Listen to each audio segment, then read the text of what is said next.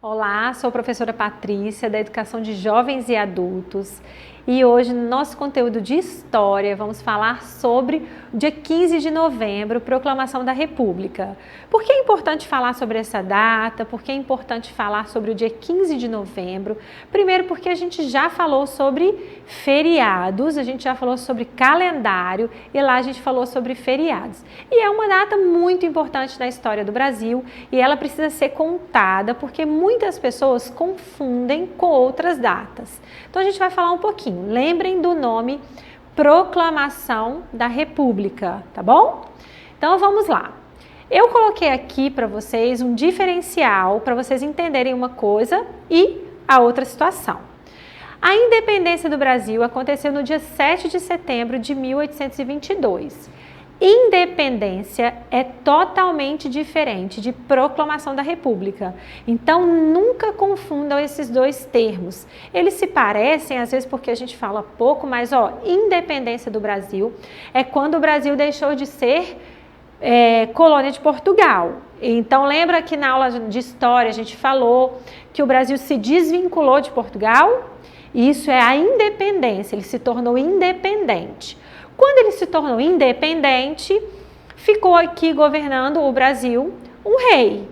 Então, a gente ficou com uma forma de governo chamada de monarquia, a forma que estava sendo governada o Brasil, mesmo independente. E aí, por isso que agora a gente vai falar sobre proclamação da República. A proclamação da República é quando o Brasil deixa de ser uma monarquia e passa a ser uma república, né? Então, já havia acontecido a independência e aí veio a proclamação. Então, a gente vai falar sobre a proclamação, tá bom? Da República. Vocês vão entender melhor. Então, aqui eu coloquei para vocês a imagem de uma pessoa que foi extremamente fundamental na história do Brasil na proclamação da República. Manuel Deodoro da Fonseca foi um militar e político brasileiro, primeiro presidente do Brasil e uma das figuras centrais da proclamação da República no Brasil.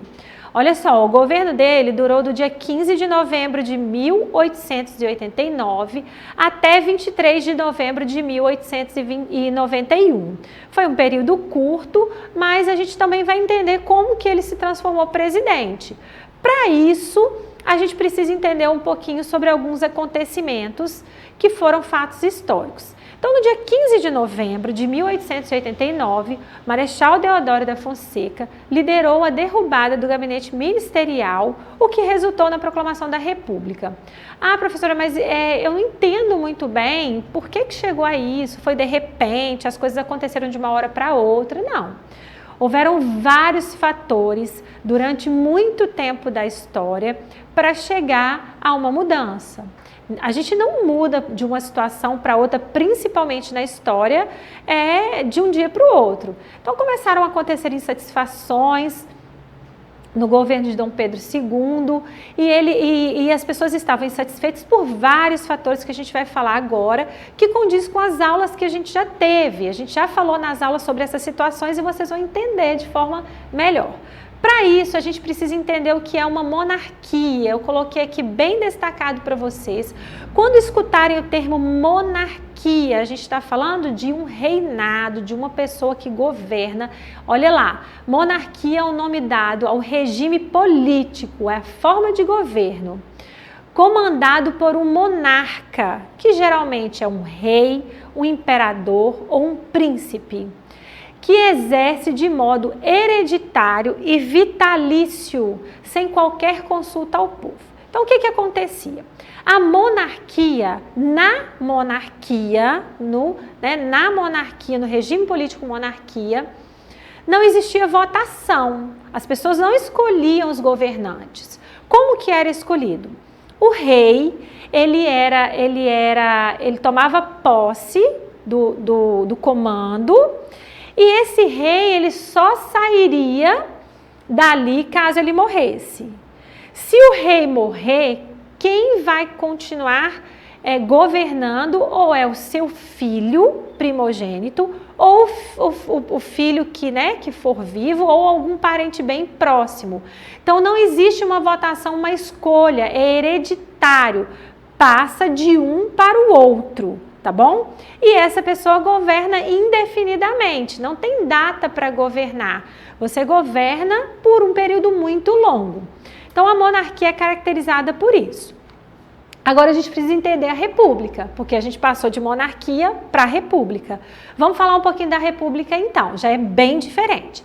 A república constitui-se de uma organização política na qual os cidadãos, ou seja, seus representantes, o povo, elege um chefe de Estado para representá-los, por tempo determinado.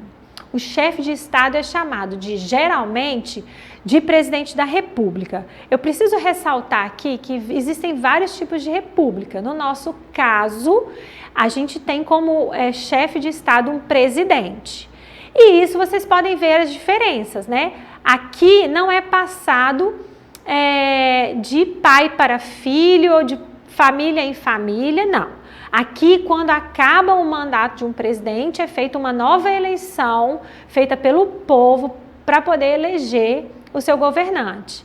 Então, é isso que aconteceu no dia 15 de novembro aqui no Brasil. A gente deixou de ser monarquia e passou a ser uma república. Mas como isso aconteceu? Porque pensem comigo, um rei não ia querer abrir mão do seu governo. Ele não ia querer abrir mão de tudo aquilo. Então, alguma coisa aconteceu para que isso desse errado. Então, houve a crise da monarquia. Na Guerra do Paraguai, foi uma das importantes causas de revolta dos militares em relação à monarquia. Eles tinham toda a estrutura para favorecer a monarquia. Eles eram a favor do rei, eles ajudavam esse rei. Com a Guerra do Paraguai, onde o exército trabalhou muito, lutaram fora do país, quando eles voltaram, o rei não deu muita importância para essas pessoas, para os militares. E eles começaram a ficar mais revoltados, eles começaram a pensar, uai, a gente saiu, a gente foi fazer outras coisas, a gente lutou fora do nosso país, a gente ganhou uma guerra, e esse rei não deu importância nenhuma para isso, a gente não pode, a gente não foi exaltado de uma certa forma, e isso começou a frustrar essas pessoas que estavam a favor do rei. Então, começou a fortalecer as ideias dos republicanos. Quando falamos em republicanos, estamos falando em pessoas que defendiam a república, tudo bem? E aí veio na década de 80 outro fator que foi muito marcante. Lembra que na década de 80 teve a abolição da escravidão? A escravidão acabou com a Lei Áurea. E o que aconteceu? Foi uma revolta muito grande para os produtores, senhores de engenho. Lembra que eles tinham os escravos como ferramenta de trabalho? Os escravos eram a mão de obra maior que eles tinham. E um escravo naquela época valia um preço muito alto. Para adquirir um escravo, você precisava de muito dinheiro. E tinham pessoas que tinham 100 escravos, 200 escravos, eles perderam tudo.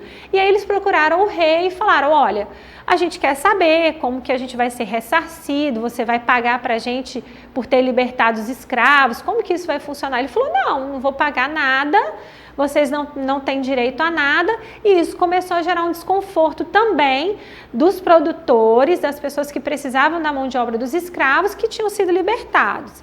Então eles já ficaram revoltados também com a questão do rei. E aí, em 9 de novembro de 1889, houve uma reunião da cúpula do Exército. Já estavam começando a falar sobre uma situação que não estava agradando a todos. E o que acontecia? Pessoas do alto escalão do Exército, pessoas muito fortes, que tinham uma fala muito... eles conseguiam determinar várias situações dentro da sociedade, eles começaram a mobilizar, eles começaram a dizer, ó, essa monarquia não tá boa, a gente precisa mudar isso aí, outras pessoas precisam falar, não só o rei, então o exército precisa ser ouvido, as pessoas de grande estrutura, como os produtores, também queriam ser ouvidos. Houve também um caso com a igreja, né? O rei acabou tendo um desentendimento lá com a igreja, que também se revoltou. Então, houveram várias situações. E aí, houve um pensamento sobre o futuro golpe, que seria um golpe. O que era um golpe naquela época? Se transforma em golpe quando o acontecimento é feito por pessoas de dentro do governo. Então foi formado um golpe e no dia 14 de novembro surgiu um boato de que o rei mandaria prender o Marechal Deodoro. E aí, logo que eles ouviram esse boato correu, eles logo tomaram a providência que no dia 15 de novembro, Deodoro da Fonseca liderou as tropas militares derrubando o gabinete ministerial do imperador. Então, o rei caiu por terra, acabou ali. Essa foi uma situação que eu vou falar para vocês assim, ó. Antes havia, olha lá, monarquia, que era um rei. Depois que a monarquia caiu, veio república e um presidente. Quem foi o primeiro presidente do Brasil nesta época? Foi Marechal Deodoro da Fonseca, que ele era uma pessoa super respeitada por todos que estavam ali com ele. Então ele acabou assumindo a primeira presidência. Não teve tempo de fazer uma votação, não teve tempo de pensar em uma situação e eles acabaram por definir, pessoas ali que estavam junto com ele, por definir que ele seria o primeiro presidente. Então se instalou a República no Brasil. E esse governo foi provisório, porque quando o Marechal ele entrou para governar o Brasil, não tinha ainda definido nenhuma lei, nenhuma regra para essa república. Ela precisava ser feita, a gente fala a Constituição, ela precisava ser construída. E o que aconteceu? Isso demandou um certo tempo. E quando isso foi feito, as eleições começaram a acontecer e tudo foi voltando ao normal. Claro que o Deodoro ele foi nomeado presidente, como eu falei, mas não foi assim uma belíssima situação. A gente passou a ser república do dia para a noite e tudo ficou mil maravilhas. Não, muitas coisas precisavam ser ajustadas, pensamentos precisavam ser ajustados. Ainda haviam pessoas que queriam a monarquia, queriam que esse rei fosse o governante. Então ainda assim foi um pouco tumultuado. Mas eu tenho que dizer para vocês que nesta época, na época da proclamação da República, não houve guerra, não houve morte, foi tudo muito pacífico. E aí foi preciso criar novas bandeiras, já falamos também das bandeiras nas nossas aulas. Foi importante criar novas bandeiras, porque a gente precisou mudar também a cara desse Brasil, né? Então aqui a gente tem a bandeira do período imperial e a primeira bandeira republicana. Elas parecem um pouco com a bandeira dos Estados Unidos, o Brasil nessa época foi muito influenciado pelos Estados Unidos politicamente e logo depois essa bandeira foi também modificada, ela ficou aí por pouco tempo, mas foi logo modificada. E se tornou um feriado nacional. Dia 14 de janeiro de 1890, foi decretado e determinado feriado como forma de comemoração à pátria brasileira. Então, foi alguns meses depois, né, da proclamação, foi decretado esse feriado. E aí esse feriado foi sendo reafirmado por pessoas que passaram pelo governo. Então, por exemplo, em 1930, Getúlio Vargas decretou na lei de número 19.488, aí ele continuou determinando que no dia 15 de novembro seria feriado nacional, em comemoração ao advento da República.